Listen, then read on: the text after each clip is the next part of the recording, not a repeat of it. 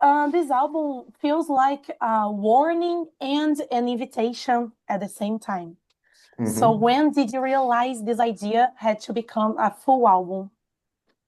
Uh, well, actually, that whole, to name it that, and that idea, that came together in the end of it. I think going back to Feathers and Flesh with us, every other album has been either start with an idea and get the result, or just make stuff and see what it ended up being. So Feathers and Flesh, okay, it was going to be a concept album, but we had no idea what we were doing. So that was the journey led to the title and what we ended up having. Avatar Country, we had a plan.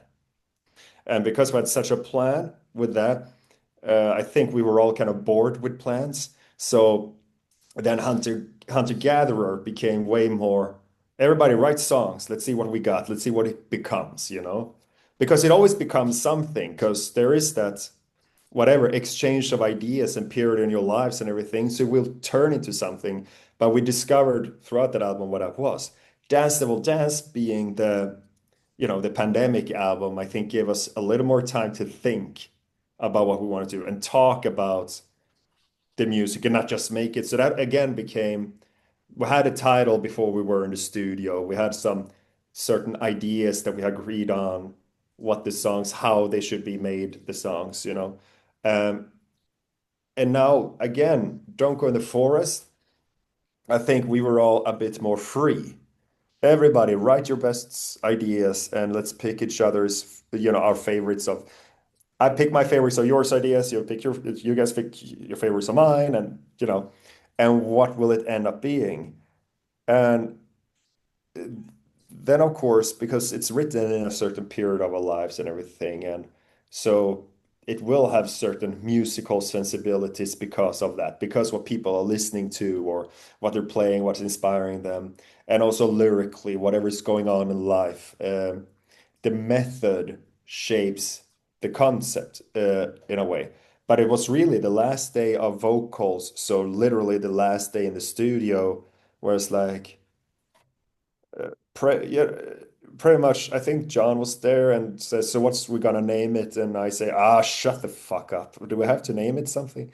And and then just by looking at what we have and song titles and everything, you kind of, yeah, yeah, don't go in the forest. That's good. That's what this is. Well, and then you talk it through, and it became very easy to visualize this album with that. So the album cover and a lot of conceptual things around it. So there's that. It was the last thing we did was naming it. I mean, you first make the baby, then you name it. When it comes out, like who are you?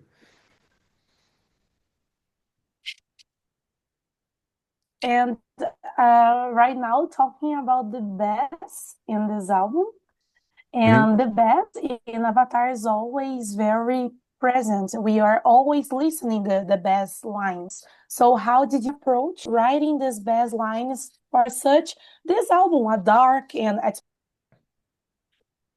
So Jonas, Tim, and Johannes obviously write like most of the guitar riffs and also a lot of the bass, and they're doing a really good job with it. But I guess then what I do is I change it up and add things that I think serve the song right, whatever that is. Like if it's slapping or yeah, whatever fits the song. And then I, of course, like care a lot about the sound as well, the distortion, and how to make it fit in the mix. Mm. And Jay Ruston, our producer, he's also a bass player, so that helps for making it sound good in the mix. And his ideas are great as well. Yeah, I think what we do when writing, or I speak for myself, but I think we're all a bit like that nowadays. Same approach when writing songs too, with the bass as the drums, that I usually either keep it very simple on purpose, to hopefully to give that room, or we have a very specific idea for a certain thing, like here it has to be like this. But otherwise, usually, like, yeah, to kind of try to keep it rudimentary to a certain degree, right? Yeah, and Yeah, I like it that way. Like yeah. to have room to come up with crazy stuff. Mm, If there needs to be crazy stuff, mm. or sometimes it's less is more, of course. Like just keeping it simple is the best for the song in many times. Kind of the secret to good bass arrangements very often, like that's the Yeah, magic of that instrument. I and remember. I think I realized that more and more Mm. during the years. Like you don't really have to overthink as much as maybe I and we have sometimes. Yeah, yeah, yeah, Uh, absolutely. And yeah. it's like I just Scaling down instead of scaling up is something exactly. I do sometimes as well. Exactly. I just remember I used to live with another friend who's also multi-instrumentalist guy, but mainly a bass player. And we would jam just stuff when we were home. And often he would play bass and I would play guitar. But then we had that moment when I was playing on his bass and was playing guitar, and I just go boom, like, oh, music, like how much music is in a bass and the role that the bass has with while sometimes doing very little. It's already there, Mhm. A pause is also a part of a bass line. Yeah. And that I think we learned to write pauses into the bass around hunter-gatherer, if even. Mhm. Like I feel like it took a long time for us to wait, instead of doing do do do do do, what if you do do do do what? And we finally learned something that people have known in rock and roll since the 50s. We know it Yeah. now. Because we started our bass, when we started and to learn to play together, our bass players were in bands like Cannibal Corpse and Cryptopsy, and was a lot of that. And then you add like Henrik, of course, starting to play bass and being a teenager. There's a lot of Primus talk. There are all those kind of bass stuff, and we like that. But then you can kind of put it in where we want it, where we need it. And talking about the band is a very powerful live band. I saw you Mm. guys opening the concert for Iron Maiden in 2019 here in Brazil. Hmm. So about these songs, were these songs written already thinking about how they would work in a live way? Or yeah, Yeah, yeah. You mean when writing the music?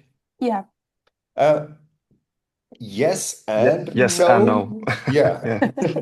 It's, I think, with I think it ends up there. I think what we like to achieve on an album is very close to, the energy we want in music. There is energy we want in on stage as well.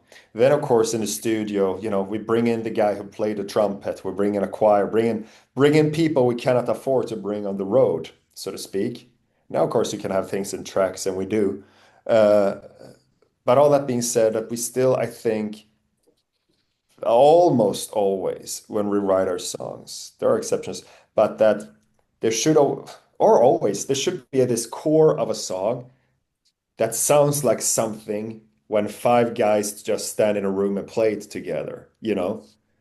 So then those fundamentals means that also the more elaborate stuff we do, I think translates to the stage pretty easily.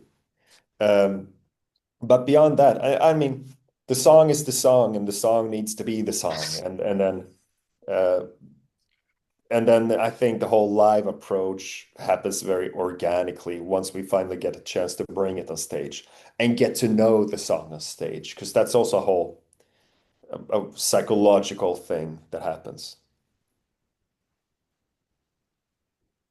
And talking about two songs, the first one is Captain Goat, and the other one Mhm. is Death and Glitz. They have very striking titles. So, how Mhm. important is the humor for you when telling darker stories? Well,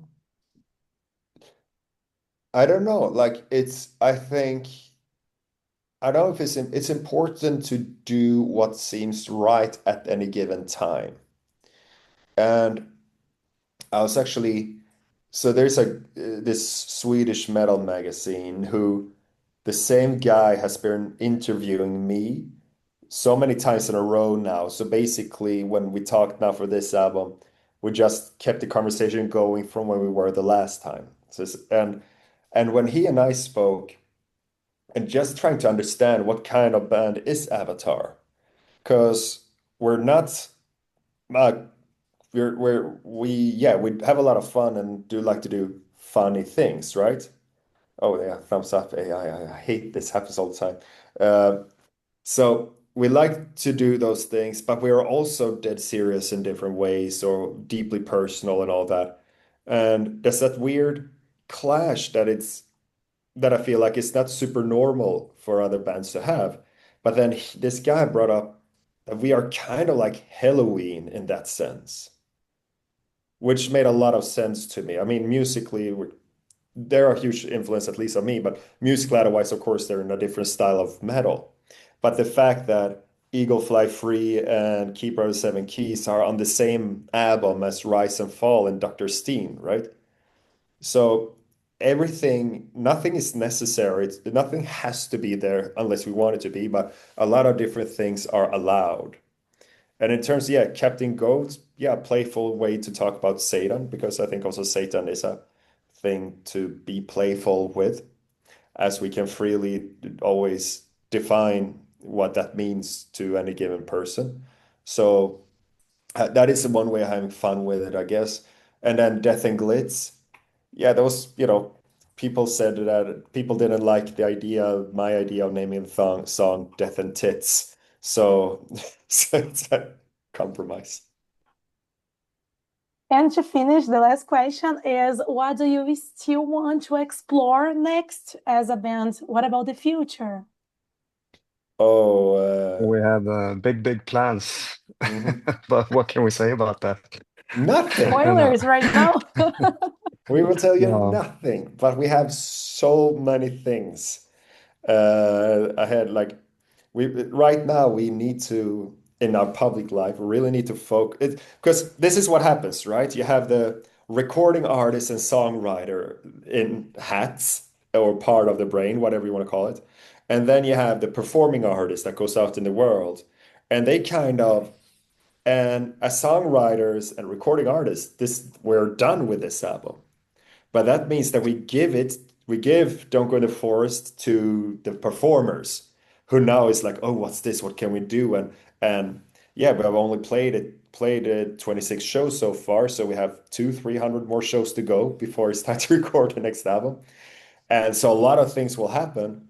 But in the meantime, there's a little gnome sitting in the back of our heads being very bored and very restless and full of ideas, and we have some particularly good ideas, but that is for a different day, and we'll talk about it 2 3 years or something, I guess. So I hope to see you here in South America. Let's wait for it. Oh well, South yeah, America though, yeah, we are we're working on it and it's definitely happening, but someone will spank me if I say something too soon, and I'm not into that. So thank you. Thank you.